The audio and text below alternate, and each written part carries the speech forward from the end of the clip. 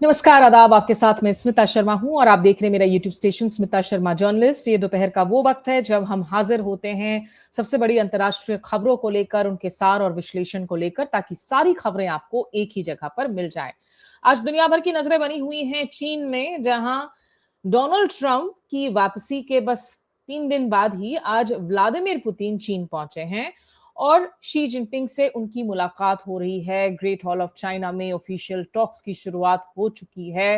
Vladimir Putin जो यहाँ पर 2 दिनों के लिए आए हैं, कल देर रात यहाँ पर वो पहुंचे थे और उनका स्वागत एयरपोर्ट पर दरअसल जो चीन के बड़े नेता हैं, यानी कि वांग यी, जो उनके विदेश मंत्री हैं और पोलित ब्यूरो के सदस्य भी हैं, उन्होंने उनका स्वागत किया, उनको रिसीव किया। और इसको लेकर काफी चर्चा चल रही है क्योंकि जब डोनाल्ड ट्रंप चीन गए हुए थे तो उनको दरअसल रिसीव किया था वाइस प्रेसिडेंट हान जेंग ने। लेकिन हान जेंग ना चीन के पोलित ब्यूरो के सदस्य हैं, ना कम्युनिस्ट पार्टी के सेंट्रल कमिटी के सदस्य हैं। तो इसीलिए अगर आप दर्जे के हिसाब से देखें, हैसियत के हिसाब से देखें, तो ज्यादा पॉलिटिकल वेटेज वांग यी की है, जिन्होंने वेलकम किया। और ये कहीं ना कहीं दर्शाता है कि रूस और चीन के बीच में ये जो रिश्ते हैं वो कितने सॉलिड हो चुके हैं पिछले कुछ वक्त से। वैसे एक इतिहास की छोटी सी आपको बात भी बता दूं कि व्लादिमीर पुतिन चीन सबसे पहली दफा गए थे 2000 में, साल 2000, जुलाई 18-19 में। और उस वक्त इनफैक्ट आपको याद हो कि ये पोस्ट येल्सिन एरा था। येल्सिन एरा खत्म हो चुका था रशिया में। व्लादिमीर पुतिन आए थे, जियांग जमीन से जाकर उन्होंने मुलाकात की थी बेजिंग में। और वो दौर था जब रूस और चीन के बीच में रिश्ते उनको मजबूती दी जाने लगी।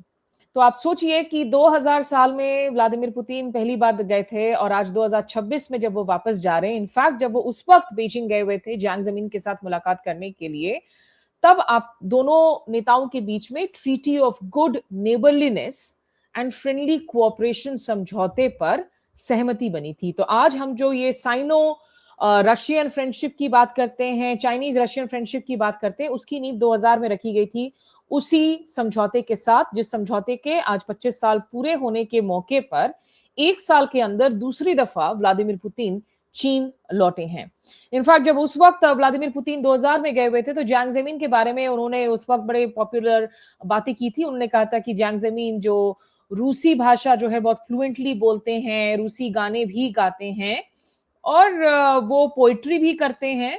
Russian classics, history of Russia के बारे में भी उनको बहुत बेहतरीन जानकारी है।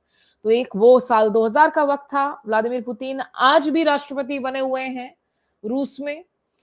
बीच में फेजेस थोड़ी सी अलग जरूर आई थी और अब जो है वो वापस से इस दौरे पर ऐसे वक्त में आए हैं जब हमने देखा कि डोनाल्ड ट्रंप बीजिंग से वापस लौटे। लेकिन डोनाल्ड ट्रंप एक वीकेंड प्रेसिडेंट के तौर पर पुतिन और शी जिनपिंग से मुलाकात करके वापस लौटे थे और वो वीकनिंग हुई है युद्ध की वजह से। तो ईरान युद्ध से जुड़ी हुई कुछ ताजा अपडेट्स हैं अमेरिका से, उसके बारे में भी आपको बताती हूँ। लेकिन आपको थोड़ा सा बता दूं कि आज सबसे पहले जो ऑफिशियल सेरेमनी हुई, रिसेप्शन सेरेमनी, देखिए एयरपोर्ट पर वो वांग यी की तस्वीरें पुतिन को रिसीव करते हुए। और उसके बाद ग्रेट हॉल ऑफ पीपल में जो है दोनों नेताओं के बीच में, यानी कि व्लादिमीर पुतिन और शी जिनपिंग के बीच में पहले रिस्ट्रिक्टेड लेवल ऑफ टॉक्स हुई, उसके बाद प्रतिनिधि मंडल स्तर की बातचीत। करीब 40 डॉक्यूमेंट्स पर जो है हस्ताक्षर हुए हैं, सहमति बनी है। 21 अग्रीमेंट्स दोनों प्रेसिडेंट्स के सामने साइन हुए हैं। प्रेस स्टेटमेंट्स भी दोनों नेता जो है वो डिलीवर कर रहे हैं। चाइनीज प्रीमियर से भी मुलाकात करेंगे उनके रेजिडेंस पर व्लादिमीर पुतिन। और उसके बाद एक टी सेशन भी है उनका, जहां पर वो चाय पियेंगे। तो चाय पर चर्चा, ये चाय को लेकर वैसे जो चाइनीज लोग हैं वो बहुत अहमियत देते हैं। उनके लिए चाय पीने का मतलब है कि हम आप पर भरोसा कर रहे हैं, एक ट्रस्ट और यकीन का जो है ये रिश्ता है। तो ये बड़ी दिलचस्प तस्वीरें आई हैं चीन से एक ऐसे वक्त में जब अमेरिका कोशिश कर रहा है कि चीन इंटरवीन करे ईरान युद्ध पर, हॉर्मुज स्ट्रेट को लेकर। इस पर बातें जरूर हुई थी डोनाल्ड ट्रंप और शी जिनपिंग के बीच में, लेकिन दोनों रीडआउट्स में फर्क था। चीन जरूर ये मानता है कि सैन्यकरण नहीं होना चाहिए हॉर्मुज स्ट्रेट का, नाकेबंदी नहीं होनी चाहिए, टोल्स नहीं लगाए जाने चाहिए। उनका लगभग 40% का एनर्जी कॉरिडोर हॉर्मुज स्ट्रेट से है, लेकिन उनके अप्रोच अलग है। चीन और रूस दोनों ही मानते हैं कि आप नेवल ब्लॉकेड करके और मिलिट्री थ्रेट्स देकर इस संकट का समाधान नहीं कर सकते हैं। ईरान युद्ध में पहले ही अमेरिका पूरी जोर लगा चुका है। 28 फरवरी को युद्ध की शुरुआत हुई थी। आज जो है लगभग 3 महीने पूरे होने जा रहे हैं।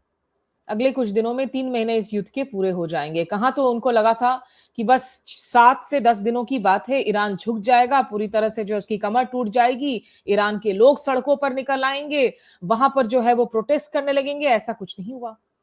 तो जब रूस के विदेश मंत्री सरगेई लावरोव दिल्ली में आए हुए थे ब्रिक्स के विदेश मंत्रियों की बैठक के लिए, और साथ ही वांग यी ने भी जो प्रेस से बातचीत की, इसमें चीन ने बहुत साफ कर दिया है कि आप सैन्य सॉल्यूशन नहीं निकाल सकते हैं। ईरान के साथ आपको डायलॉग करनी होगी, बातचीत करनी होगी, और ईरान डायलॉग के लिए तैयार नहीं है। वो पॉइंट्स बैक एंड फोर्थ हो रहे हैं।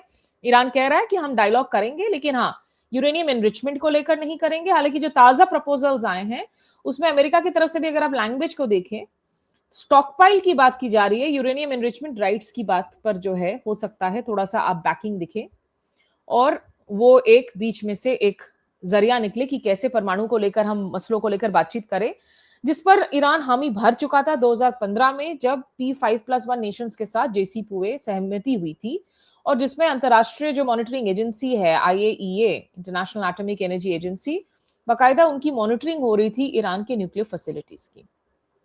तो इसलिए ये व्लादिमीर पुतिन और शी जिनपिंग की मुलाकात बहुत जरूरी है। दुनिया को व्लादिमीर पुतिन दिखा रहे हैं हम आइसोलेटेड नहीं है। यूक्रेन में युद्ध अभी भी जारी है, वो खत्म नहीं हुआ है। आप हमको कमजोर नहीं कर पाए हैं। आपने हम पर आर्थिक प्रतिबंध बहुत सारे लगाए, लेकिन हमारे पास दूसरे रूट हैं। चीन के जरिए, भारत के जरिए लगातार हमारे रिश्ते बने हुए हैं ग्लोबल स्टेज पर। हम अपनी तेल भी बेच रहे हैं, हम अपना डिफेंस का सप्लाई भी बेच रहे हैं, हमारी अर्थव्यवस्था चरमराई नहीं है। तो डोनाल्ड ट्रंप ना रूस को टेम कर सके हैं, ना चीन को जो उन्होंने हेकड़ी दिखाई थी 145% टैरिफ लगाकर, ना उसमें वो कामयाब हो सके, क्योंकि चीन ने भी 125% टैरिफ लगा दिया था वापस से, और कह दिया था कि हम आपको रेयर अर्थ्स नहीं बेचेंगे।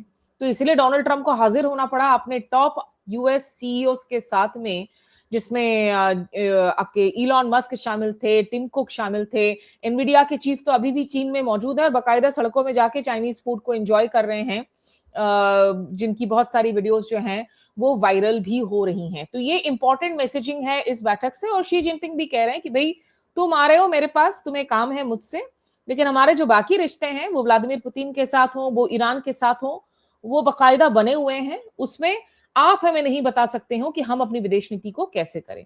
आइए आपको सुना देती हूँ रशिया टुडे के हवाले से कि आखिरकार ओपनिंग रिमार्क्स में क्या कुछ कहा शी जिनपिंग ने और साथ ही व्लादिमीर पुतिन ने। This is the 25th time that President Putin has visited China. This in itself confirms the special nature of the Russian-Chinese relationship. I would like to warmly welcome President Putin and all my Russian colleagues.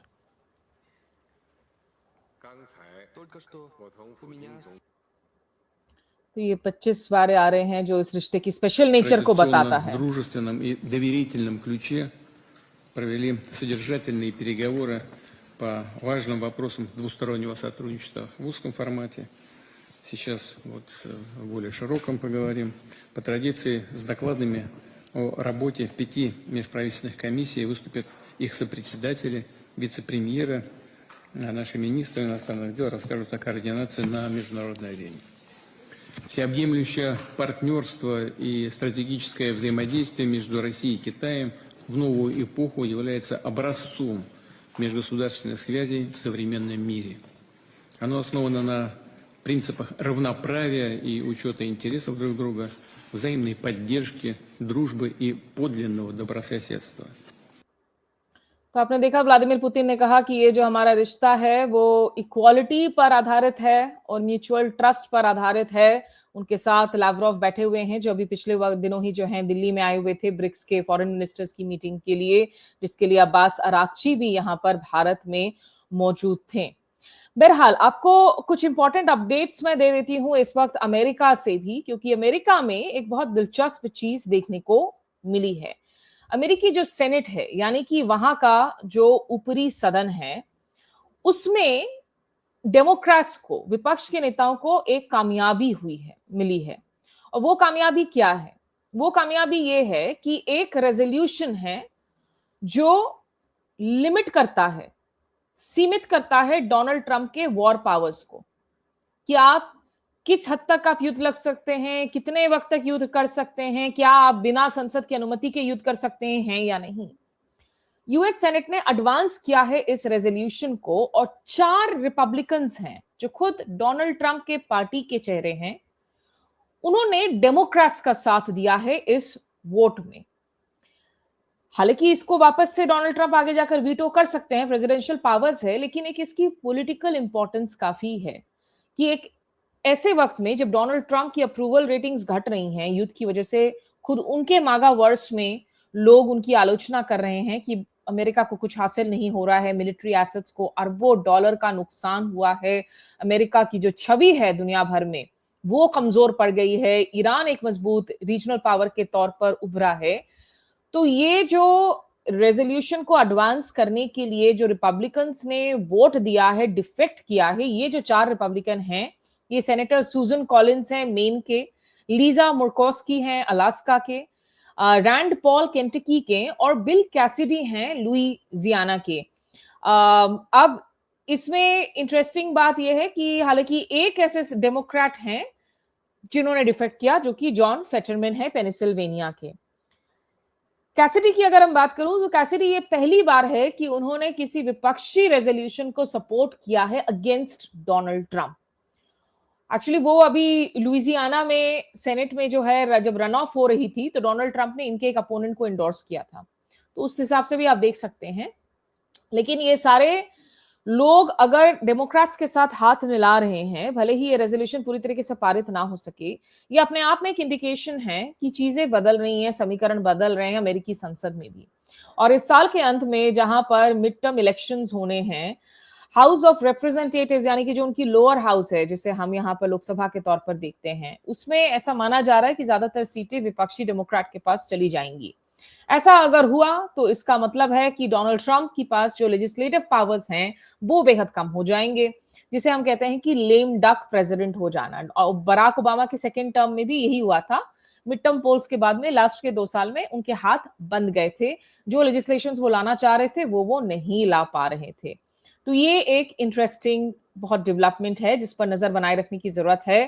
Doctor Joshua white से मैंने बात की थी हाल में अपने foreign policy dialogue podcast में, video section में आप देख सकते हैं, जिसमें उन्होंने बातें कही थी, वो अंग्रेजी में है, कि कैसे अमेरिका के अंदर नजरिया बदल रहा है नेतन्याहू को लेकर कि उनको एक फ्री पास नहीं मिलना चाहिए युद्ध में। और खास करके जो अमेरिकी जो यंग लोग हैं, पूरी एक जनरेशनल चेंज हो रही है इजराइल को लेकर, कि इजराइल के साथ रिश्तों की हम मजबूती के नाम पर इजराइल गाजा फिलिस्तीन में लगातार नरसंहार कर रहे हैं, उसको हम लेजिटिमेसी दे रहे हैं, ये नहीं होना चाहिए। वो एक एटीट्यूड बदल रहा है। तो वो बहुत एक इंटरेस्टिंग कॉन्वर्सेशन है, उसको आप जाकर वापस से सुन सकते हैं।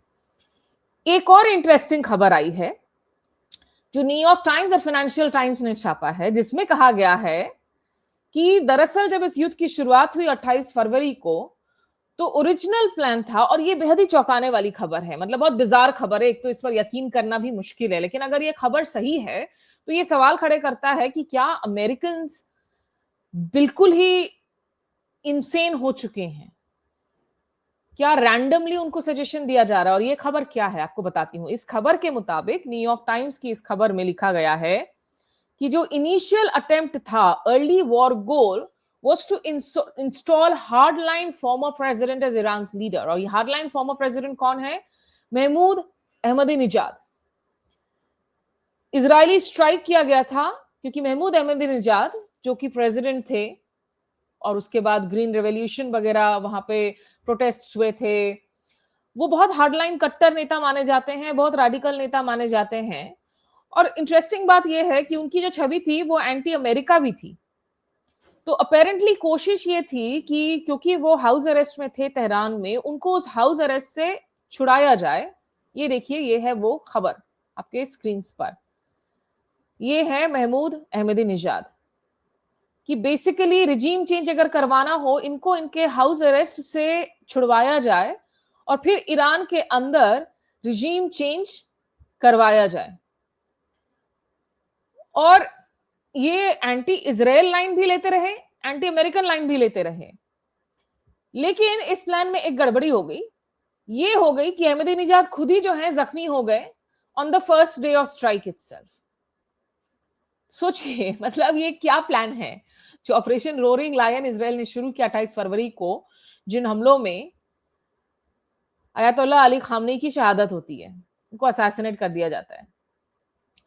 कोशिश थी कि अहमदीनेजाद को उनके हाउस अरेस्ट से आप छुड़वा लें और उनको रिजीम चेंज करवा कर नया प्रेसिडेंट बनवा दें, लेकिन अहमदीनेजाद खुद ही जख्मी हो गए।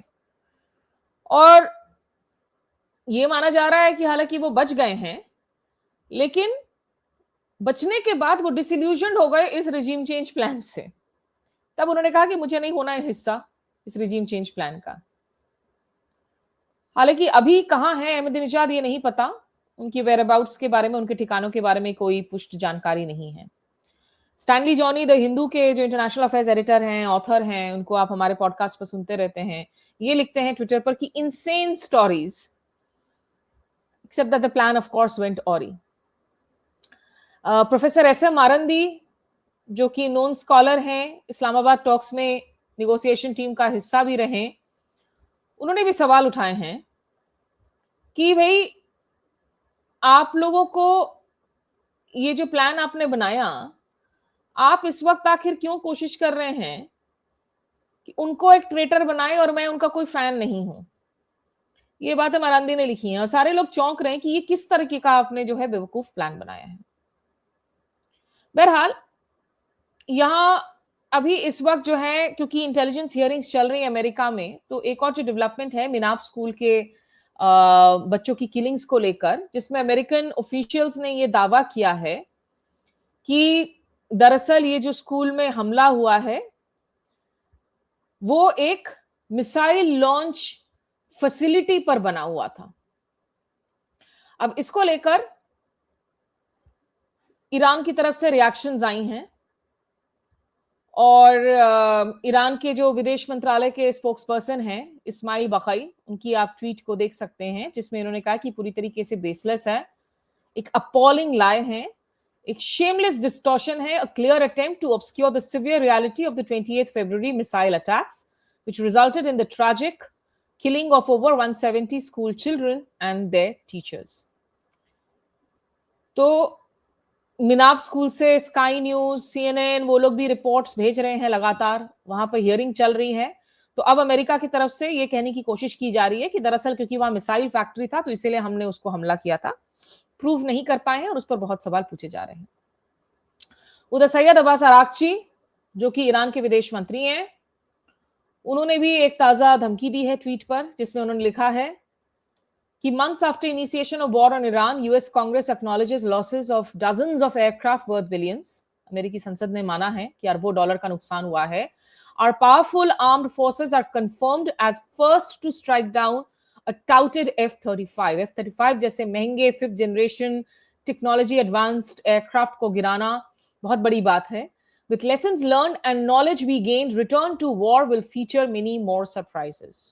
अगर आपने वापस से युद्ध की शुरुआत की तो बहुत सरप्राइजेस हैं जो प्लान्ड इन हैं, क्योंकि याद हो कि डोनाल्ड ट्रंप ने धमकी दी थी कि वो द क्लॉक इज टिकिंग, वो फिर से वॉर रिज्यूम करने वाले हैं इजराइल के साथ मिलकर। हालांकि कल उन्होंने कहा कि नहीं, मुझे चूंकि कतर, यूएई और सऊदी ने रिक्वेस्ट किया है, बातचीत चल रही ईरान के साथ में, तो अभी मैं उन स्ट्राइक्स को होल्ड ऑफ कर रहा हूं। बाद में एक इंटरव्यू ने कहा, उन्होंने कहा कि लगभग सिर्फ 1 घंटे का वक्त था स्ट्राइक्स रिज्यूम करने के लिए, जब उन्होंने ये फैसला लिया कि इन स्ट्राइक्स को होल्ड पर कर देते हैं हम। और इसीलिए अब्बास अराक्ची का ये ताजा जो है बयान आया है कि अगर युद्ध की वापस से शुरुआत हुई तो और कहीं ज्यादा सरप्राइजेस आपको मिलेंगे। अंत में आपको मैं सुना देती हूँ कि जेडी वांस, जो कि अमेरिका के वाइस प्रेसिडेंट हैं और अमेरिकी प्रतिनिधि मंडल को वो लीड कर रहे थे इस्लामाबाद में, उन्होंने ताजा बयान किया दिया है ईरान के संदर्भ में। Complicated country, and it's a country that I wouldn't pretend that I understand, even after as deep as I've been involved in this process from the very beginning. It's a great and proud civilization, amazing people. We obviously have a great Iranian American community here in the United States of America, smart people, very hardworking, and you see some of that in the negotiating team on the other side. You also see some very hardline positions in the negotiating team on the other side. And so I think you see that conflict, the fact that maybe the Iranians aren't themselves quite clear in what direction they want to go to. They also are just a fractured country. So you have the leadership of the country, there's the supreme leader, and then there are a lot of officials below the supreme leader that has some influence in the negotiation. It's not sometimes totally clear what the negotiating position of the team is. And I don't know if that's sometimes bad communication, if that's bad faith. I wouldn't pretend to venture a guess there, but I will say with confidence, it's sometimes hard to figure out exactly what it is that the Iranians want to accomplish out of the negotiation. So what we've done is tried to be as clear as possible. What are our red lines? What are the things that we're willing to be accommodating on? And what are the things that we absolutely must have? And as the president has said ad nauseum, and I think I've said it a lot too, Iran cannot have a nuclear weapon. We want to see not just the commitment to not have a nuclear weapon, but the commitment to work with us on a process to ensure that not just now, not just when Donald Trump is president, but years down the road that the Iranians are not rebuilding that nuclear capability. And that's what we're trying to accomplish in the negotiation. Sorry. तो एक लंबा चौड़ा सा बयान देते हुए JD Vance ने वापस से बातों को दोहराई कि ईरान के पास जो है परमाणु हथियार नहीं होने चाहिए, न्यूक्लियर कैपेबिलिटी भले ही डोनाल्ड ट्रम्प राष्ट्रपति रहे या ना रहे वो नहीं होनी चाहिए। और कंफ्यूजिंग सिग्नल्स आते हैं कि ईरान में इन पावर कौन है, हार्डलाइनर्स हैं, लिबरल्स हैं, इसीलिए क्या गुड फेथ में वो निगोशिएट नहीं कर पा रहे हैं, जबकि ईरानियंस कह रहे हैं कि गुड फेथ में अमेरिकन निगोशिएट नहीं कर रहे हैं। और वो हमने देख लिया है पिछले साल भी जून में जब 12 दिनों का कॉन्फ्लिक्ट हुआ था, इस साल भी फरवरी में जब जिनीवा में बात हो रही थी और इजराइल और अमेरिका ने हमले कर दिए। बहरहाल बहुत इंटरेस्टिंग डेवलपमेंट्स हो रही हैं चीन से लेकर अमेरिका तक, तो सबका सार जो है हमने आपके लिए पेश किया इस ब्लॉग में। अभी के लिए मेरे साथ बस इतना ही। चीन रशिया के आउटकम्स क्या निकलते हैं और प्रधानमंत्री मोदी उधर नॉर्डिक कंट्रीज से जहां पर नेताओं से मुलाकात कर रहे हैं, नॉर्डिक समिट में हिस्सा लिया, आज इटली के प्रधानमंत्री जॉर्जिया मेलोनी के साथ मुलाकात कर रहे हैं, उसके कुछ अपडेट्स भी मैं बाद में आपको जरूर दूंगी। अभी के लिए बस इतना ही। नमस्कार, आदाब।